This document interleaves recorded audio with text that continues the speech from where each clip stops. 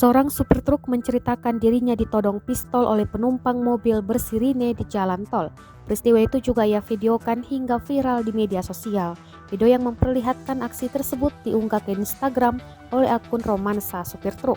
Berdasarkan keterangan, kejadian berlangsung pada Senin 31 Januari 2022 di jalan tol ke arah Cikampek. Video tersebut memperlihatkan cekcok antara pengemudi truk dengan pengemudi minibus. Truk perekam yang ada di sisi kanan jalan tol dipepet oleh minibus berwarna silver.